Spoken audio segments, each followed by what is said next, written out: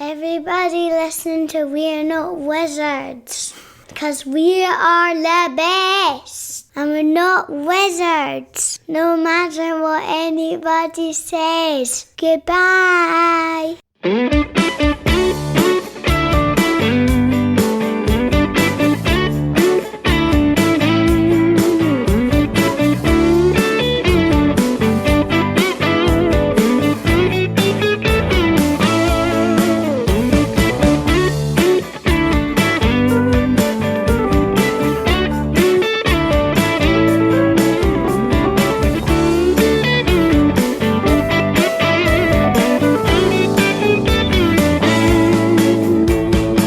Hello and welcome to another episode of We're Not Wizards. My name's Richard. I'll be your host for July.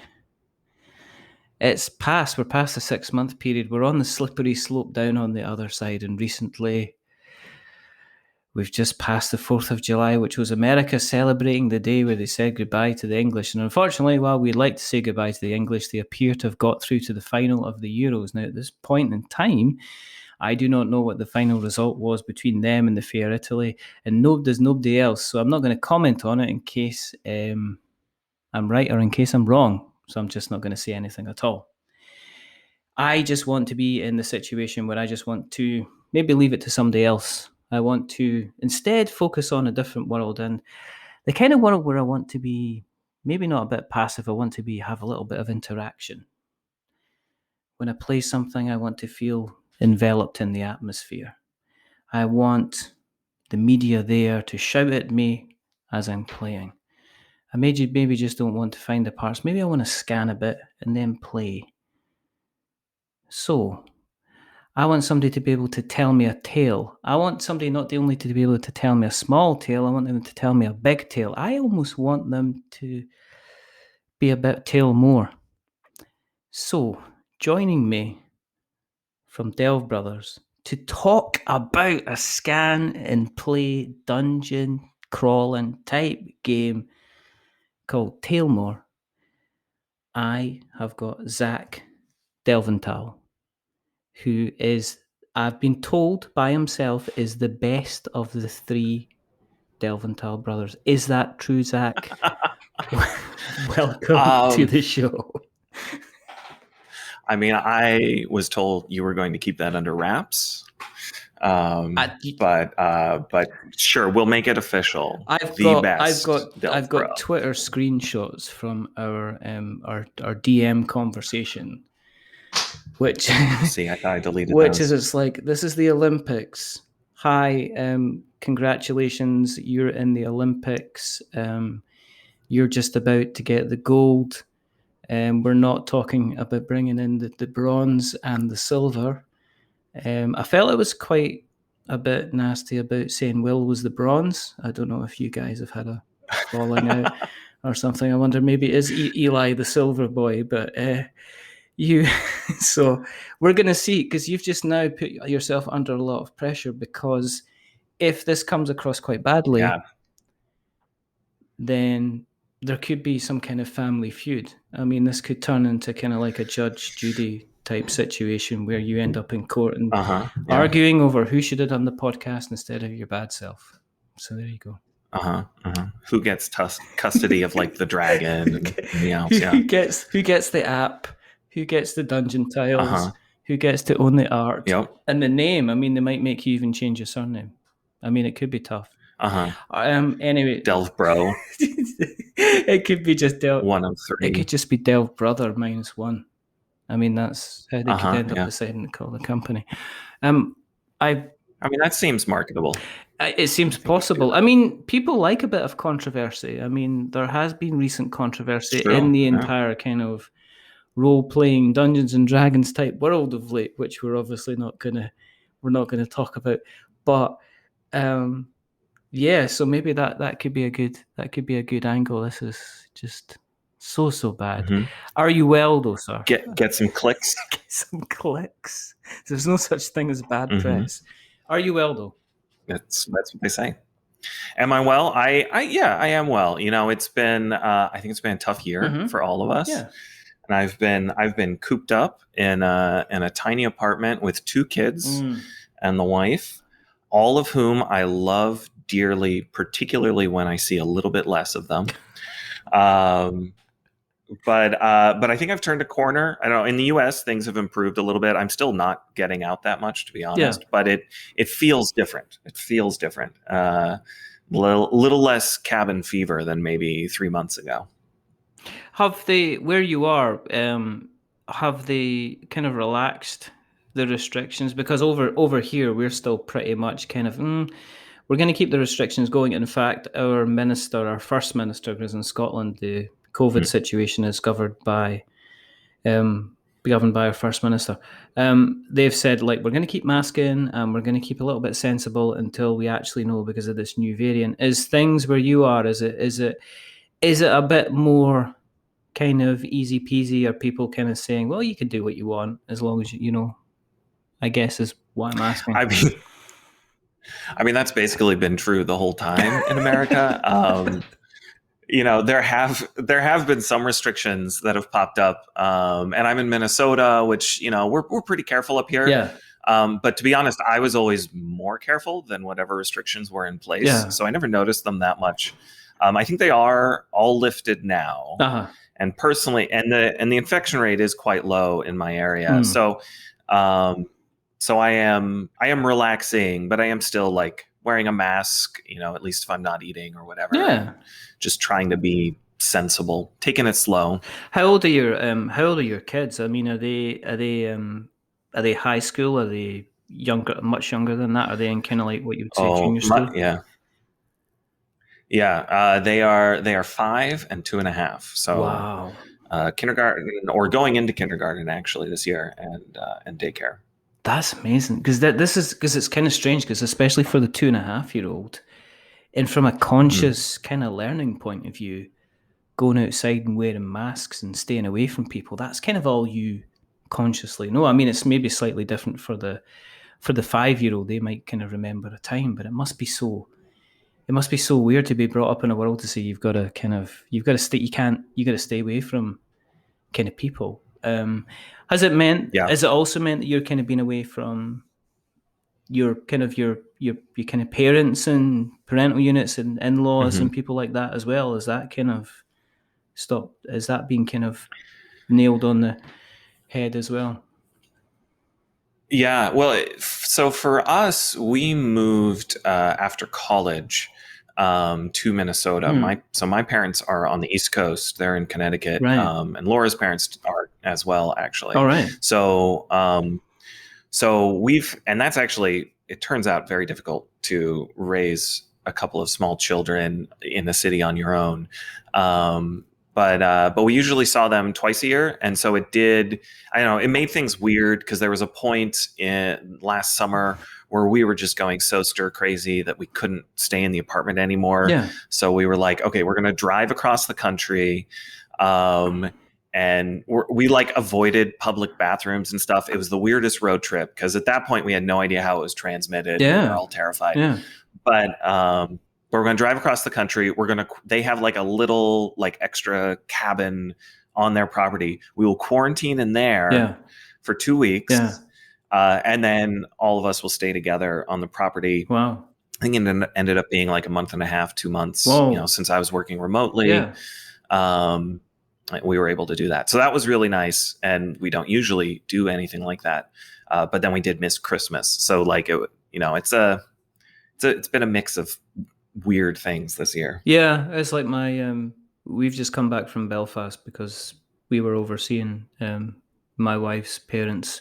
I haven't seen them in about 18 months, potentially almost like kind of longer than that, which is kind of like a strange situation, because again, we kind of miss Christmas and everything like that. And it was just, as you say, it was kind of like a weird type. In terms then of let's wind this clock back a bit, because I briefly mentioned Eli and Will. And obviously you being the alpha brother here, but joking aside, the game's being developed by the three of you together. Okay. In terms of you've mentioned kind of off kind of cast that there's there's a reasonable-ish kind of age gap between you. So kind of growing up, did you all play together anyway, or was there kind of like a closer kind of playing together relationship between you and one of the other brothers, or how did that kind of happen? And is that where you started kind of playing kind of board games together then as well? Yeah, absolutely. Yeah, growing up, we played a ton of board games. We started playing D&D pretty early as well. Uh-huh. I mostly only played D&D with Eli, the one who's 2 years younger than me. Yeah. But the whole family would play board games, and it became, a way to spend the time, I guess. And this was a while ago, so it was before the big board game scene that exists now really came up, but we still managed to get some unusual ones, and like they'd be in. I remember there was one, I can't recall the name of it at all, but it was actually included in some sort of D&D magazine, and there was a map you'd move around, and just blew our minds. So we started building our own board games pretty early. They were terrible, but it was a very big part of our lives. And in fact, Eli went into video game development as a career. So it's been something he's been doing for probably a decade now. And that was actually the original plan, was to build a video game, the three of us. But we ended up shifting after we played a few prototypes. I think to be honest, you're not the first person that I spoke to with regards to board game development that had started off going down the kind of the video game route, and then it was a case of, well, I think it's kind of like, to prototype and to get proof of concept on a video game, you literally have to have the video game a larger amount of the video game done for you to say, first of all, is this any good? Is it any fun? Is it commercially kind of viable? I think you have to have a lot more of the kind of the assets and everything like that. Whereas a board game, you can literally have 62 pieces of white paper, 6 dice, a couple of counters, and you could say, okay, let's play this thing, and you can get to a point where you can have like a white copy of the game, even without the art. And it can be a completely playable game where people can actually kind of contribute to the feedback and give you kind of, and kind of help in the development. So I completely kind of understand where you're coming from with that. In terms of, in terms of Eli, is Eli the kind of the artistic one then? Is that what he's doing on video games, or? Yeah, I'd say so. It's he talks a lot about, his big thing is he just wants people to have fun. And I am a little bit more technically minded than him. I love games as a thing, and I love systems. So I'm definitely the one who gets into sort of strategic games and stuff like that. Anything you need a spreadsheet to play, I love. Okay. But Eli is more of he just likes seeing that smile on people's face, So he's always coming up with like fun little hooks, stuff like that, and it's why he pushed so much harder into video games than the two of us did, at least up until this point. And yeah, so we all, we're all a mix of technical and creative, but I think that's definitely a focus of his. Yeah. And what is it you do for a living then, for a job? I'm a software developer and sometimes instructor as well. Yeah, so I've been working in sort of web development, open source, blockchains, stuff like that. That is the latest thing, isn't it? Everybody talks about blockchains, and I have no idea what a blockchain is. Even they do. I could, I'm working on a course right now. You could take it. Are you actually writing? What is a blockchain? How do you spell the word blockchain? And then kind of go on from there. Do you know what people say to me? Well, it's kind of like to do with encryption, and it's kind of to do with it's kind of to do with the next big thing. And people talk about kind of NFTs and mixing everything together, and they talk about cryptocurrency and stuff. And I'm just like, I'm still confused. As far as I'm aware, blockchain is something that I am potentially leaving to one side until it hits me like a train, and there's no other way I can do but avoid it. That is the smart thing to do, I think. You know. Yeah, because I'm not into cryptocurrency or NFTs or anything like that, and it's a weird space because it's so new that mostly the people who are in it are scam artists, for lack of a better term. So it's a tough space to be in. But the tech is really interesting, and the tech has potential, and so that's the angle that I approach it from. Yeah. And I sort of fell into it. It was an early job I had, was working on an open source blockchain project. Wow. And there aren't that many people out there working on it. So it just sort of one thing led to another. I think it's kind of like, it's the old kind of fool's gold thing where people are kind of trying to roll out the next big thing so that they can make a couple of $1 million and then disappear off into the sunset. Yeah. And it's like most things, there's kind of real application for these things, but people haven't thought about, well, there are a few people that are thinking about the applications for it. As I say, when I've looked at it, you kind of come up, like what you've said, I kind of come up against these things where you've got these sensible things saying, well, the use of blockchain is an unbelievable way that we're going to be able to control the flow of information with regards to logistics and stuff like that. And then I've got another person talking about blockchain, which says, sign another 5 people up and I can make you $100,000. And you're just like going, right. Oh, okay. And it's in the same page, and it's just the one section and LinkedIn, and then it's on the next section in LinkedIn. It's like, I don't know who to believe, basically.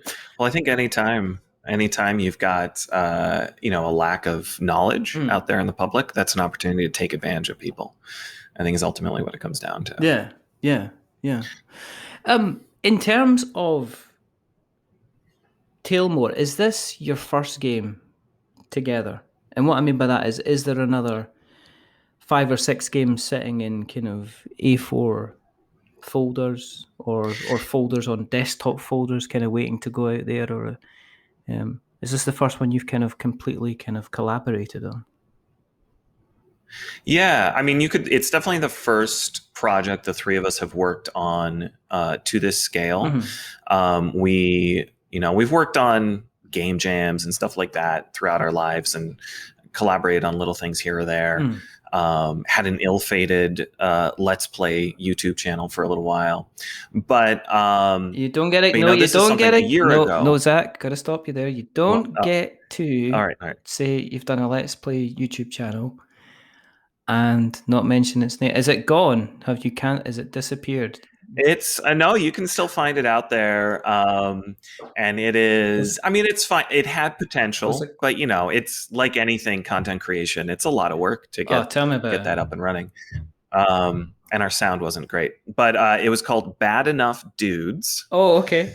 And it was basically, at the time we were playing a lot of video games just to stay in touch. Yeah. And so we were like, we should just record this. Like people are doing this, and then maybe we'll build an audience. Maybe it can become our job at some point. But we kept at it for, I want to say 6 months, maybe a year of weekly, probably videos.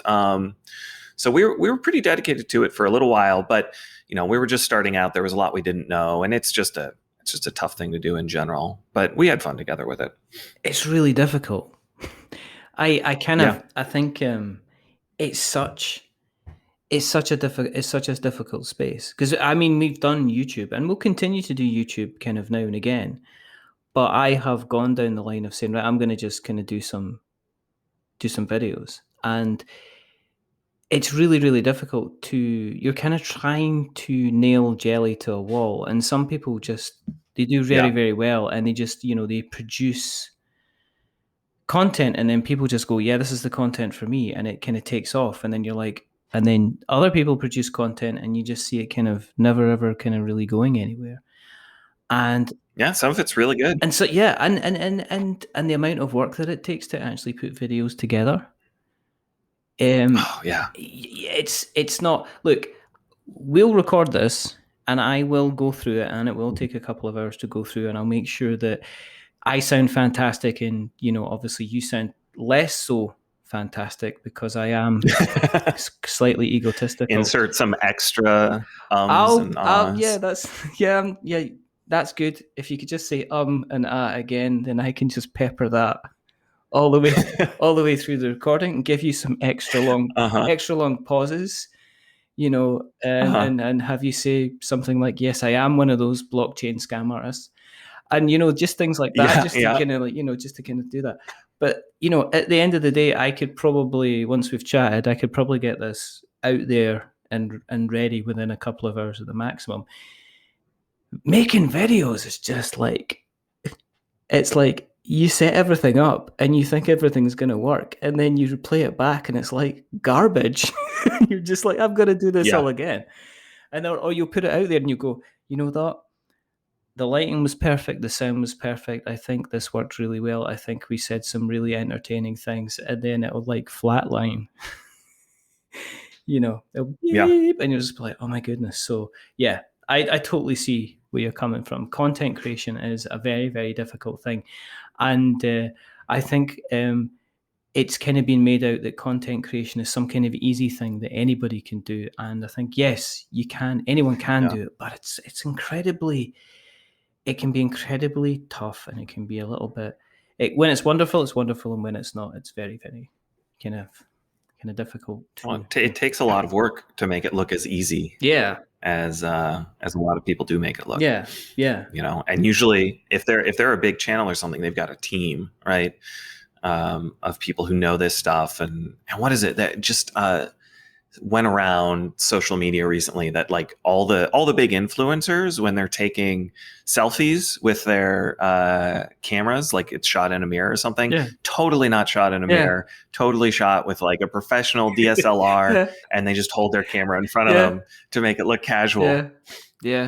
I was like, of course, if that's your living. Yes, that's it. And if you're going to make like, if you literally get 2 million interactions off that, and that's going to guarantee you a wage, then of course you're going to do it. I mean, that's how you're going to take it. But no, I guess what I'm doing is I completely empathize when you say doing YouTube for 6 months and then just going, I kind of totally get that. So from that, and with you guys being in the software background and doing what you were going to do together, what then made you decide to go into kind of like the board game side of things? I mean, did you just transfer what you'd done in the video game onto a board game kind of format? Basically, I mean, it's definitely a game that lends itself, because it is half a video game, the way we've built it. Right. So we have the board game, which we've put a lot of effort into. We've hired great artists.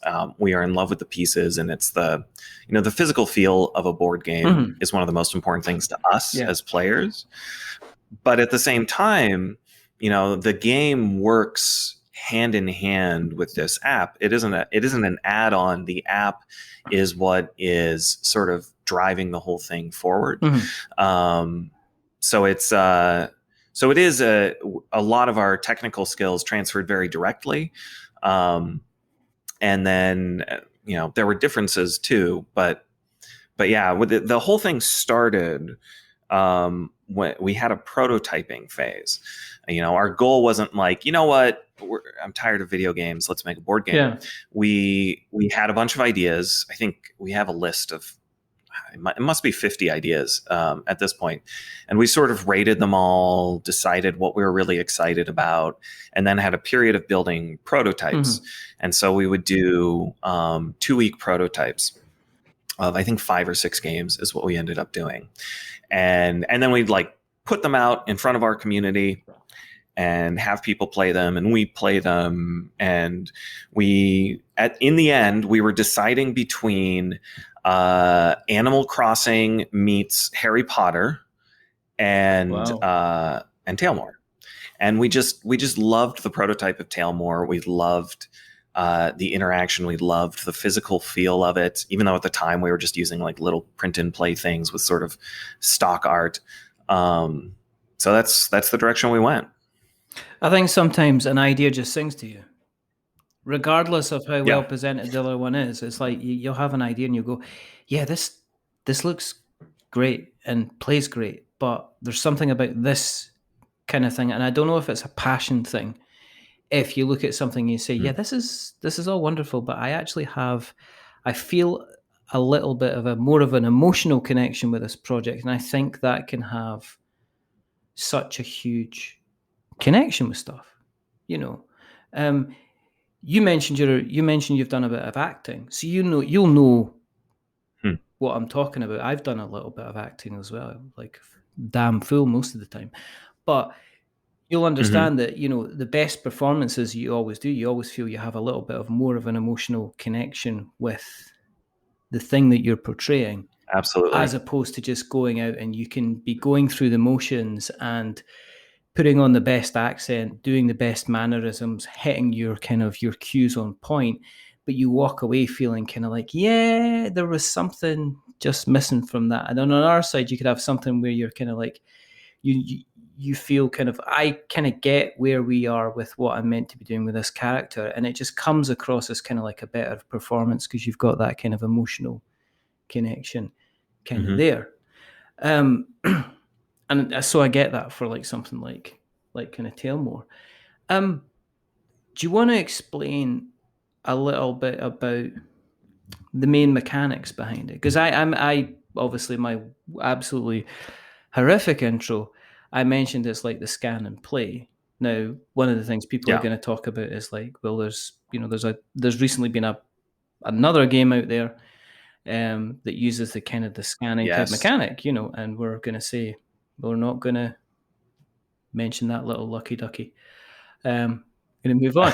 But do you want to explain a little bit about how kind of Taelmoor kind of works as kind of like as a game and how you play it and how maybe a round would play as well, just to give us an idea, Zach? Yeah, absolutely. So it is a scan and play game. So every piece has a QR code on it. And they also, by the way, I know people have had mixed experiences with QR code scanning. I think ours works very well. Ours works better than any other game I've played with QR codes, but they also all have just a 2-letter code you can manually enter, which is fast and smooth. So if the lighting's bad in your room or whatever, you can just use that. But the point is, every single piece has a connection to the digital world, right? That QR code or that 2-letter code, whichever you're using, is the bridge between the physical pieces you're holding in your hand and the digital aspects of the game.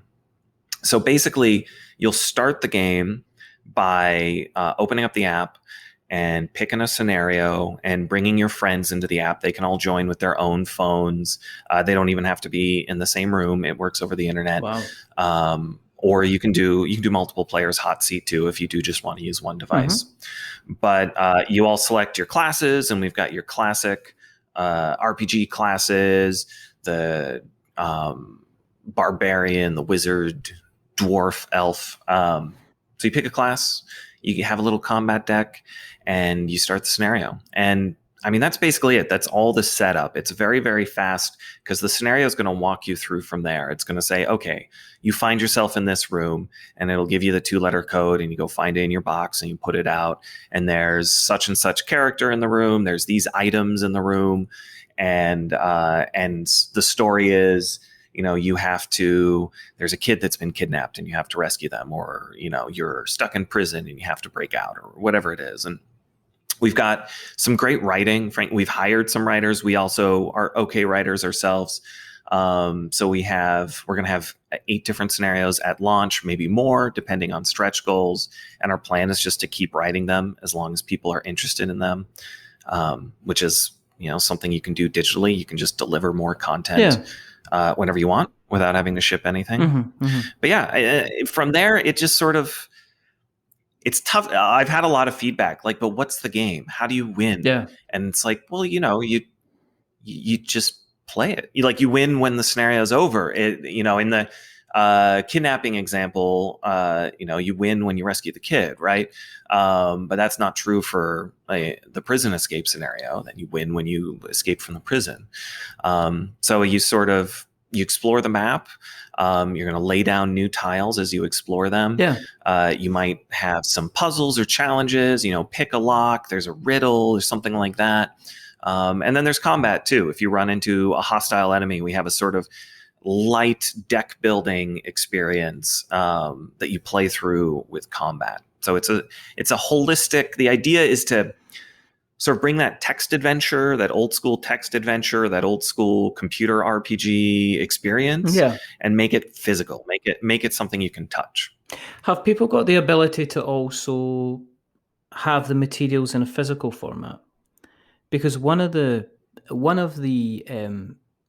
only kind of criticisms I hear of app-driven kind of games is this is all going to be very good until the app is no longer supported. What do we do once the app is kind of no longer supported? So in terms of that, is there options for people to play a kind of as time goes on for them to gather the kind of with like a storybook? Yeah, something like that. Yeah. I totally get that concern. And we have heard it from folks, and we've put a lot of thoughts into what we can do about that, because the reality is a storybook or something like that isn't going to do it, because we're doing things you just can't do in a storybook. A simple example, in the prison escape scenario, there's like this prison complex, and there's a guard who's patrolling, and they're just walking on a set path. And you have to avoid them. In the beginning, you don't have your weapons, so if you get caught in a fight, you're just dead. So it's this sort of cat and mouse thing, where the guard has like an actual location that the app is keeping track of, and the guard is moving around, and you have to move in such a way as to avoid them. And there's really no way to replicate something like that in a storybook. But, we care about this, and we're software developers. We know how quickly stuff goes obsolete and the costs that go into updating something. So we came up with this. We have a long-term support plan for Taelmoor. And basically it boils down to this. Within, I actually forget the time period we put on it. I think it was 3 years. Within 3 years of releasing the app, or at such point as if we stop supporting it sooner than that for some reason, we're going to release a web version of it, which is based on web standards. So like the Space Jam website, this is very familiar among web developers. No, I don't know if your listeners are familiar with it. Everybody I think has heard of the I think it's the Space Jam website. It almost turned into one of the world's first kind of memes. Which is, it was kind of like, it was an example of the worst kind of practices with regards to kind of like web design. It was absolutely well, no, so it is. It's a hideous site, but it still works. Yeah. It was made in 1996, and without anyone updating any of the code, it still works over 20 years later, right? And because that's how the web is designed. The web is designed to always be backwards compatible. So a web version's coming out within a few years, and we're also going to open source the code for that web version. So if it does need to get updated, other people can update it. And it might not work over the internet. Maybe we can't afford to maintain servers forever. We might not be able to do that. But we can guarantee that there is always a version out there that you can at least play locally, will at least support all the scenarios that exist. And I'm an open source dev, so I sort of love open source. There's questions around the business issues around that. But if we've reached a point where we're no longer around, then there's nothing I'd like better than to sort of give it out to the wider internet and let people remix it, continue to support it, whatever it needs. You play video games, I play video games. I mean, I can go and watch Casablanca, the film, whenever I want to. I can just go and find that movie. I could probably find it on Blu-ray, I could find it on DVD, I could find it on Laserdisc.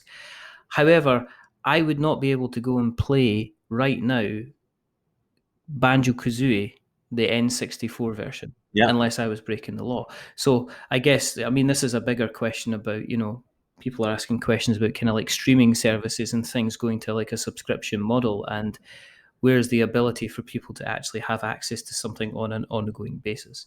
So, the question about whether it's, your product is going to be available in a couple of years, that's part of a huge, massive behemoth of a questions about is like when Disney Plus decide that they no longer want people to watch Star Wars movies, they could just stop people from watching Star Wars movies because people won't have it. Just turn it yeah, off. exactly. Just stop people from, it's like Netflix does that all the time. It's like Spotify could absolutely just remove everything to do with the Beatles.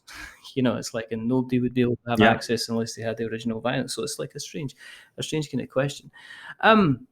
With this being kind of like a hybrid, what's it been like in terms of the marketing side of things? And because there's three of you, has it been like a triple effort? Have you found it easier to try and get the marketing done? Because you are essentially like a small team. I mean, most of the people that I know that work on Kickstarters, unless they're part of a reasonable, obviously established organization, if you're Kickstarting for the first time, you're usually doing it by yourself. So how have you found the kind of the marketing of the game, especially kind of like the pitching side of things? Because it is not like what you would say a traditional kind of Luddite, board game, basically.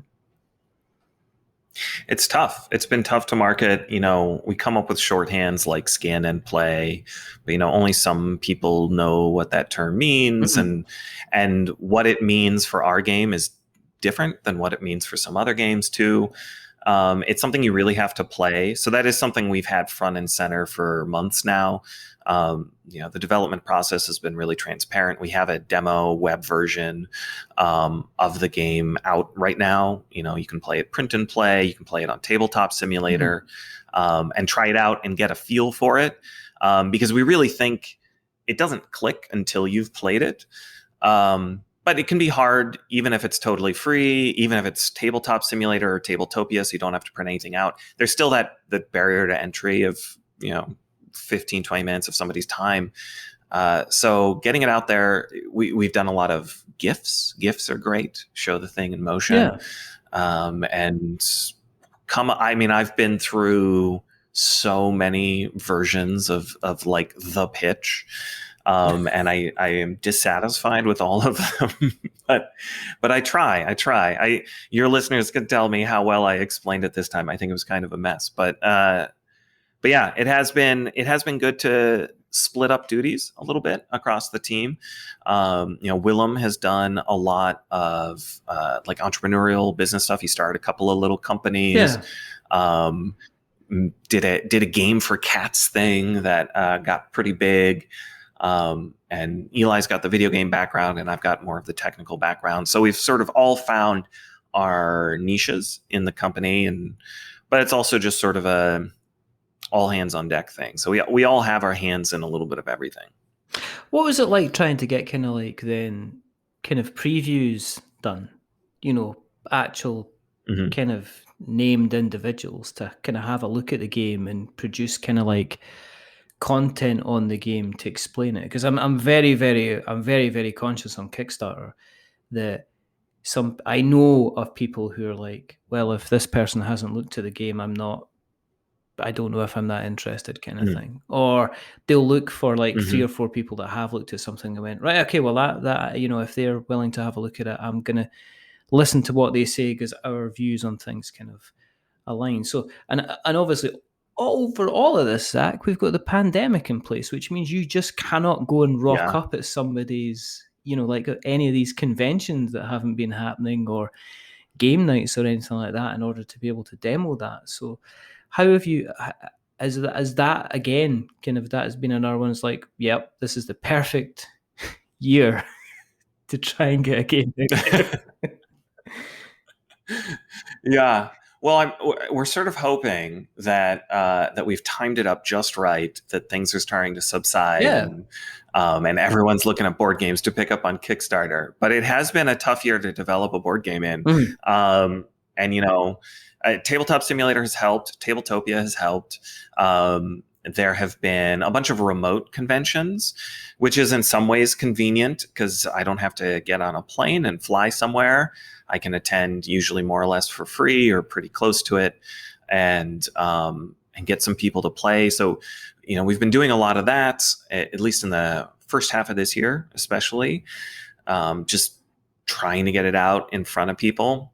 But the attendance isn't amazing at those, and it's tough, when the whole convention is in a Discord chat. It's really, if you're in person, you just like put on the shirt and like wave at people and say, come play my game. Yeah. But when you're in Discord chat, it's sort of awkward. You're like, here's some game art.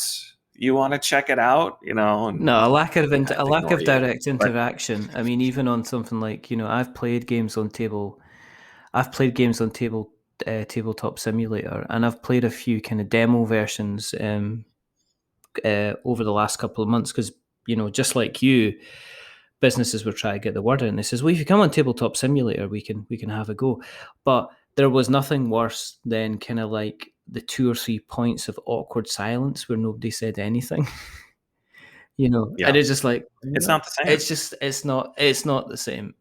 I don't know. It's like kind of maybe doing kind of like, this. It'd be like acting without an audience, if you know what I mean. And you're just like going, yeah, I don't know if this is any good. Alas, poor Yorick. Well, I'll tell you, my wife actually, she's an acting teacher. Wow. For like kids and stuff at a children's theater company, local. It's actually a pretty big theater, but it's in Minnesota. So the pandemic hits, and all their classes switched to remote. And so, I think she actually did a great job because she switched to more monologues and more like, okay, like make TikTok videos, right? Do stuff that makes sense on your own in front of a video camera, and you can still, flex those muscles. But there were other teachers that were trying to do, scene work and stuff like that. And it's just, that is all about looking another person in the eyes and having that immediate, reaction to them. And it's just very tough to replicate over Zoom, especially with like new actors who are kids and haven't done that much in person already. I know that over here in this country, the BBC, they did a couple of TV series where they actually had the actors speaking to each other over Zoom. And they says, well, what we'll do is we'll just have it so that these are actors kind of having a chat over Zoom. There's no way to frame it. You can't have a dramatic thing. And there's also like, over in the States, you'll have your kind of your stable soap operas, But over here, they basically, all of a sudden, these stable kind of soap operas, like, I think you've got Days of Our Lives and stuff like that over there. I don't even, Sunset Beach, I think was another one that was years old, but very cheesy, but very funny. But over here, they basically had to work around the kind of the pandemic. So they basically had the actors kind of having very deep and meaningful conversations, but being kind of like at least 3 meters apart. So it's kind of like, it's like, what's wrong? You've got that look in your eye. It's like, Murray, I can't even see your eyes. What you talking about? It's that kind of that kind of situation where you could tell they actually said they had to put a glass pane between actors and kind of reduce the lighting so it didn't look like there was any kind of reflection. So you kind of had that thing as well. Yeah, I've got a friend of mine who is they're a lecturer at theatre place, and they were saying it's trying to get it over, but then it's like, well, it kind of works for TV work because if you've got people kind of working on their kind of close-up television expressions, then that's fantastic. But it's kind of rubbish for theatre acting when you're kind of like doing big, booming voices and kind of breaking the kind of the microphone. In terms of money, because it always comes down to money. Yeah, it does. Let's talk pledge levels and let's talk how much is it going to cost? What am I going to get? Give me details. All right. Well, $60, I mean, is the headline number. That's the MSRP for the game. And we worked hard to keep it below that. I think that's, there's there's your Gloomhavens and whatever that have these huge boxes. Yeah. And I think we do have a lot of pieces in there, but we wanted, this is not a Gloomhaven experience, and we're not trying to be. This is 60 to 90 minutes. This is sitting down with your friends who may not be role players, who may not be big board gamers, and having fun, right? And so I think you really got to stay under the $60 level for that. So that's the basic level that gets you in the door. Then at $80, we've got our Kickstarter exclusive edition, which is going to come with some extra scenarios, a booster pack for your combat cards, Wow.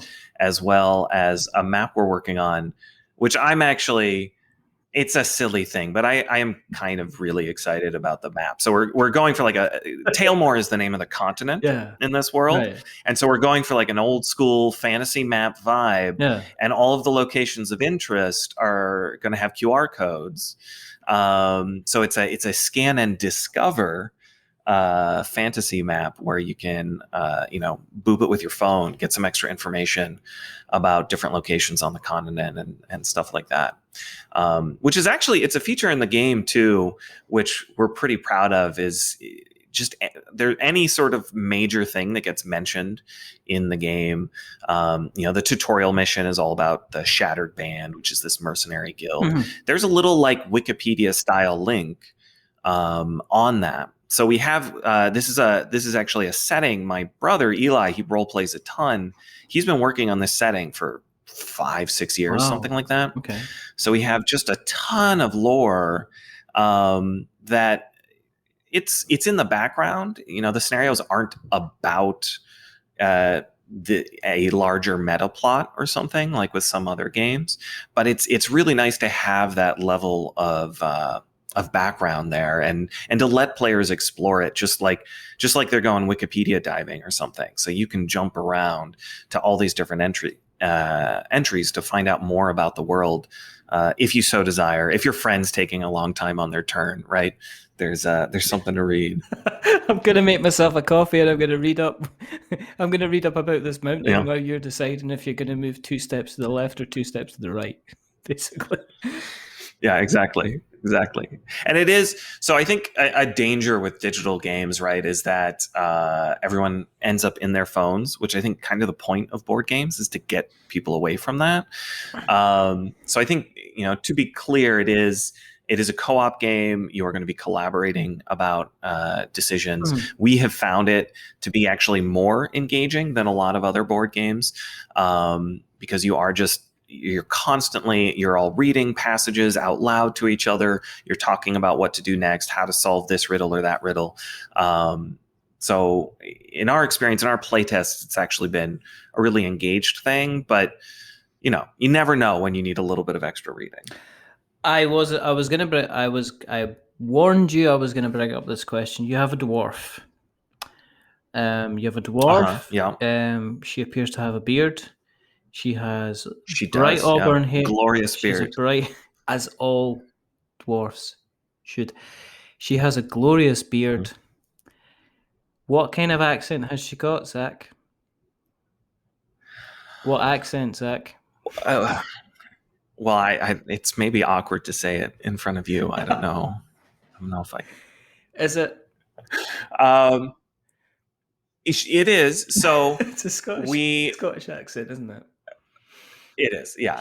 I mean, in my head. So that's the thing, is none of these characters, none of these items have names. None of them. It's all. You're supposed to. It is. But we gave her a beard, and we thought that was fun because we're like, not enough dwarven women have beards. They're supposed to have beards. Let's give her a beard.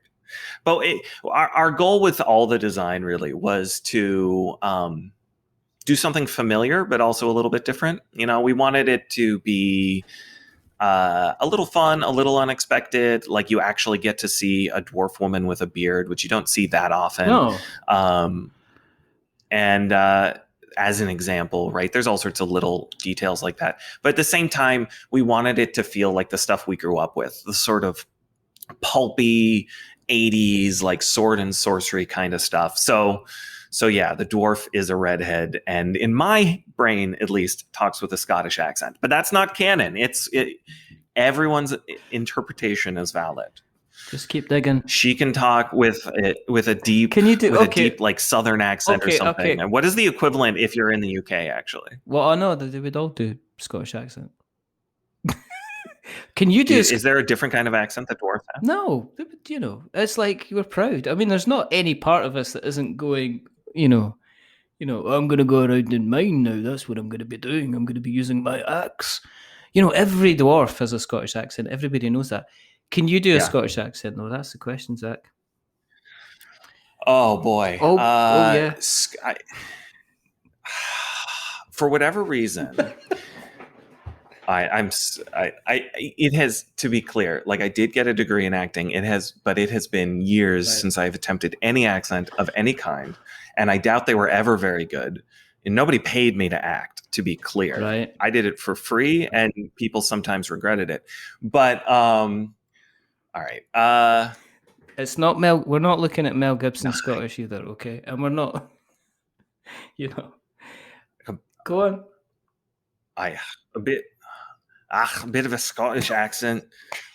You might talk like this.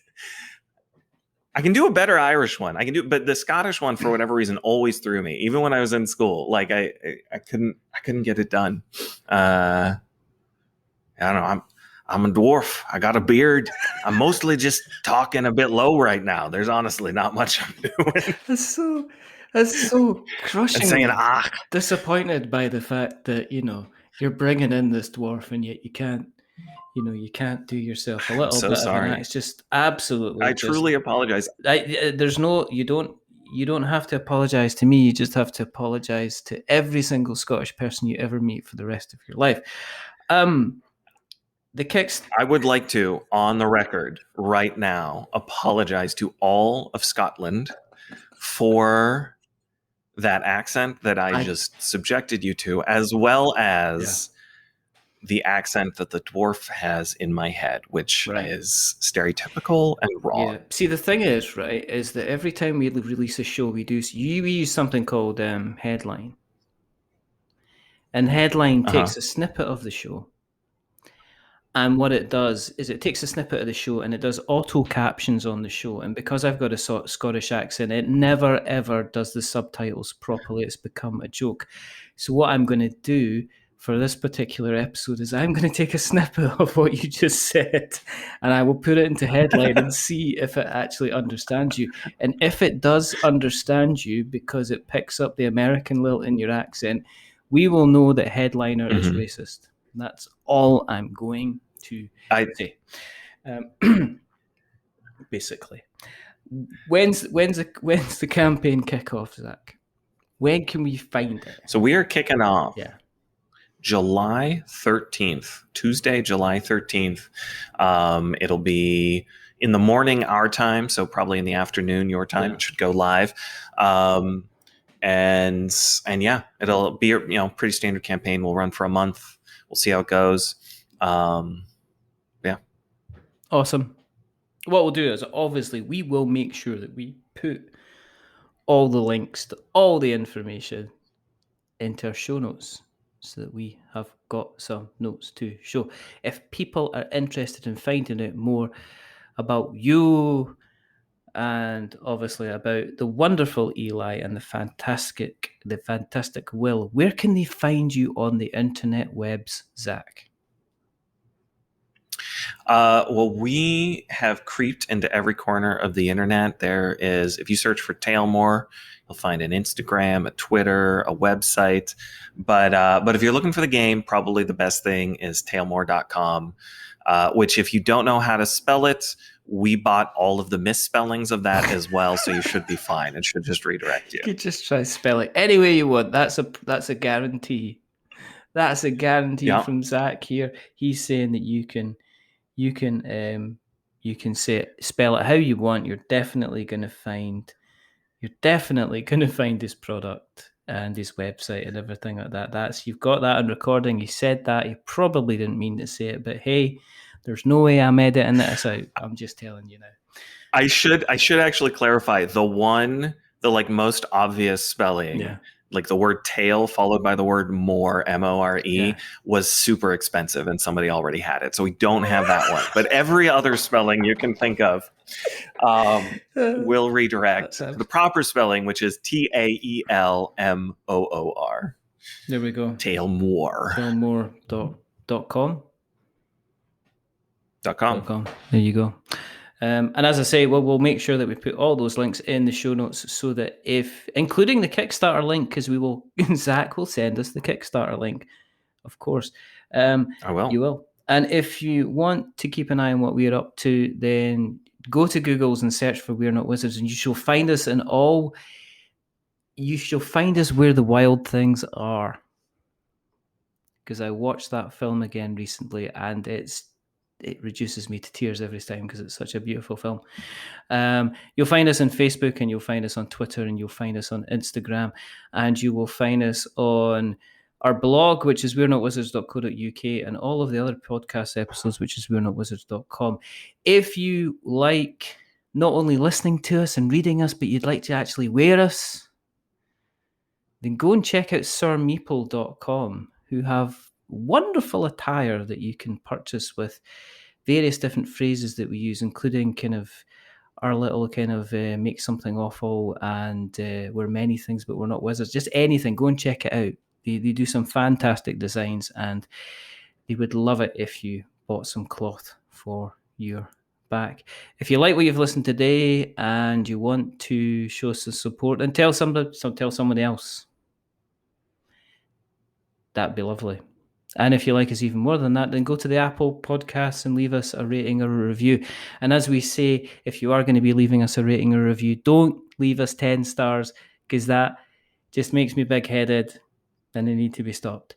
But don't leave us 0 stars, because that'll make us cry. Leave us something in the middle, like a 5, because it's average. And, we're just that little bit average. But the person who's not been average is rather wonderful, rather fantastic, Zac Delventhal. Thank you for coming on the show, Zac. Thank you, Richard. It was a blast. There's only 2 more things to do. The first thing is to remember that we're many things, but we're not wizards. Are we wizards, Zac? We are not. We're Scottish dwarfs with bad accents. And the second thing is to say goodbye. So it's a goodbye from Zac. Say goodbye, Zac. Goodbye, everyone. And it's a goodbye from me. Remember, stay safe, roll 6s, make something awful. And if you fancy getting involved in an adventure where you're kind of living in the physical and the digital, you're scanning and you're playing and you're laughing and you're accenting and you're finding out about lore, you want a little bit more, get yourself some Taelmoor. But until the next time, goodbye.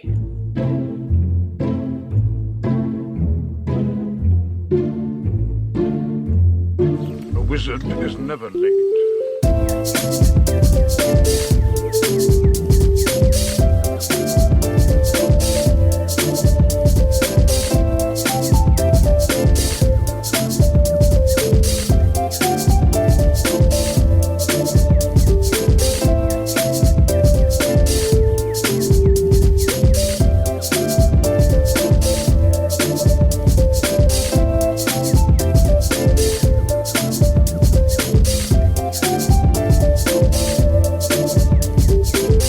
Nor is he early.